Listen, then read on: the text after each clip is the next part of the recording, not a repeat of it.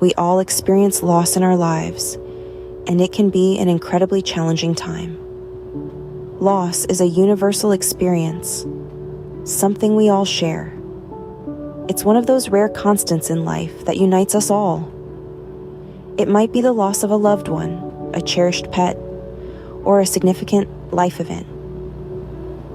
Each loss, no matter how big or small, can leave a profound impact on our lives. In this journey of understanding grief, we aim to provide a safe space for you to learn, explore, and heal. We'll delve into the stages of grief, the impact on mental health, and most importantly, the ways to navigate through this difficult time. We'll be shedding light on healthy coping mechanisms and strategies to help you move forward with resilience and hope. Remember, it's perfectly normal to grieve, and there's no right or wrong way to do it. It's helpful to be familiar with the commonly accepted stages. Now, these stages are a way to frame and identify what we may be feeling, but they're not set in stone. Everyone experiences grief differently, and it's perfectly normal if your own process doesn't neatly align with these stages. The first stage is denial. This is when the reality of the loss hasn't quite sunk in. Here you might catch yourself in a loop of disbelief, repeating in your mind, "This can't be happening." This moment is where denial plays its part. It acts as a defense mechanism, cushioning the immediate shock of your loss. The role of denial is significant. It gives us that momentary repose from the harsh reality we are about to face. Then we have anger. As the masking effects of denial begin to wear off, reality and its pain re-emerge. We may not be ready, and the intense emotions are deflected from our vulnerable core and redirected as anger. This could be towards other people, a higher power, or even the world in general. The third stage is bargaining. Guilt often accompanies bargaining. For example, we could find ourselves plagued with thoughts along the lines of, "If only we had sought medical attention sooner," or "If only we got a second opinion." Next, we have depression. This stage feels as though it's settling in. This isn't a sign of mental illness, rather, it's an appropriate response to a great loss. We withdraw from life, left in a fog of intense sadness. The final stage is acceptance. Acceptance is often confused with the notion of being all right or okay with what has happened. This is not the case. Most people don't ever feel okay about the loss of a loved one. This stage is about accepting the reality that our loved one is physically gone and recognizing that this new reality is the permanent reality. Remember, these stages are not a linear progression. You might oscillate between stages before achieving a more peaceful acceptance of death. Grief is an individual and unique process, and it's okay to feel your feelings in your own time. Though these stages can be tough, understanding them can provide a roadmap to navigate through our grief. Grief isn't just an emotional experience. It can significantly impact our mental health as well. When we lose someone close to us, it's like a seismic shift in our world. And this profound change doesn't just affect us emotionally. Our mental health can also take a substantial hit. Grief can be a trigger for mental health issues like depression, anxiety, and even post-traumatic stress disorder, or PTSD. Imagine your mind as a well-balanced ecosystem. When a loved one passes away, it's akin to a storm hitting that ecosystem. It disrupts the balance and can leave lasting changes. Depression might manifest as a persistent feeling of sadness or loss of interest in activities you once enjoyed. Anxiety could show itself through persistent worry, restlessness, or feelings of impending doom. And PTSD? It might surface as intrusive memories or nightmares about the deceased, intense emotional distress, or even physical reactions to reminders of the loss. These are all normal reactions to loss. But sometimes they can become overwhelming and start to interfere with our daily lives. That's when it becomes crucial to recognize these symptoms and take steps to address them.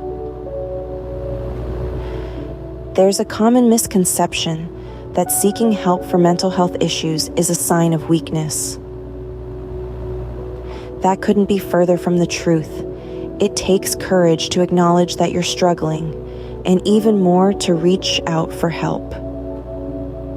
Whether it's talking to a trusted friend or family member, reaching out to a mental health professional, or joining a support group, seeking help is a critical part of the healing process. Remember that everyone's grief journey is unique. You might experience some or all of these symptoms, or you might experience different ones entirely. There's no right or wrong way to grieve, but if your mental health is affected, it's essential to seek help and not to go through it alone. Remember, it's not a sign of weakness to seek help. In fact, it's a sign of strength.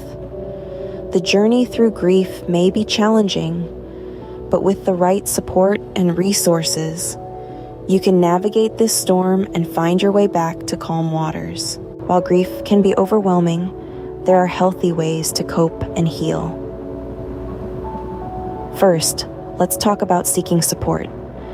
It's completely natural to lean on your loved ones during these times. They can provide a shoulder to cry on, a listening ear, or even just a comforting presence. Remember, you're not alone in this journey, and it's okay to ask for help. Therapy is another beneficial avenue. Speaking with a professional can provide you with tools to deal with your grief. They can help you understand your feelings, guide you through the healing process, and provide you with coping strategies. It's like having a personal guide through the maze of grief. Journaling can also be a powerful tool. It allows you to express your thoughts and emotions without judgment or fear. You can write letters to your loved one, recount memories, or even just vent your feelings. It's a personal space for you to confront your grief head-on. Then there's the importance of self-care. Grief can be physically draining, and it's crucial to take care of your body. Eat well, exercise, get plenty of sleep, and take time for activities you enjoy. It's not about ignoring your grief, but giving your body and mind the strength to handle it. And lastly, exploring your spiritual beliefs can provide comfort.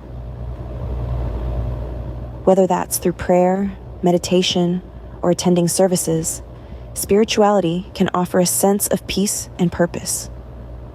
It's not about finding answers, but about seeking solace and understanding in the midst of your loss. Healing doesn't mean forgetting. It means finding ways to hold space for your loss while continuing to live your life. The pain may never fully disappear, but with time and these coping mechanisms, it can become a part of you that you carry with grace and strength. Remember, it's okay to laugh, to find joy, and to live again. Your loved one would have wanted nothing less for you. Grief is a journey, not a destination, and it's different for everyone. We've examined the 5 stages, recognizing that they aren't linear and aren't the same for everyone. We've explored the profound impact grief can have on mental health, causing feelings of sadness, anxiety, guilt, and even physical symptoms. We've also discussed healthy coping mechanisms, like expressing your feelings, taking care of your physical health, and seeking professional help when needed. These tools can be powerful allies on your journey through grief. It's important to remember that there's no right way to grieve. Everyone's journey is unique, And while the path may be rugged and the journey long, it is through traversing this terrain that healing happens. So as we wrap up, let's take a moment to acknowledge that grief is a testament to love. It's a natural response to loss and a part of being human. In the end, know that it's okay to not be okay. When the world seems to have lost its color and the path forward feels unbearable, remember you are not alone. The journey of grief is unique to each of us, yet it is a path walked by many. It's a testament to our shared human experience, a testament to the love we have for those we've lost. Sometimes, the weight of grief can feel too heavy to bear alone. In such moments, reaching out to someone can provide a lifeline. It could be a trusted friend, a family member, or a mentor. Often, just having someone who is willing to sit with us in our pain, to listen without judgment, can make a world of difference. Please don't be afraid to seek out professional help. Grief counselors and mental health professionals are equipped with the tools and understanding to help navigate the stormy seas of grief. They can provide a safe space to express your feelings, to understand your unique journey, and to explore ways of healing that work best for you. There are numerous resources available for grief counseling and mental health support. From online platforms offering virtual counseling sessions, to local support groups, to self-help books and podcasts. There is no one-size-fits-all approach to healing. What's important is finding what resonates with you, what provides comfort, and what helps you make sense of your loss.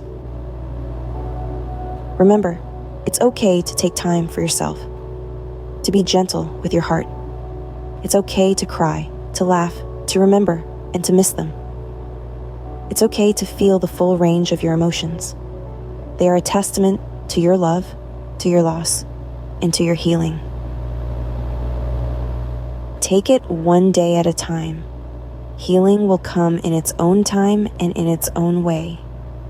You are stronger than you think. If you found this video helpful, it would mean a lot to us if you could give it a thumbs up.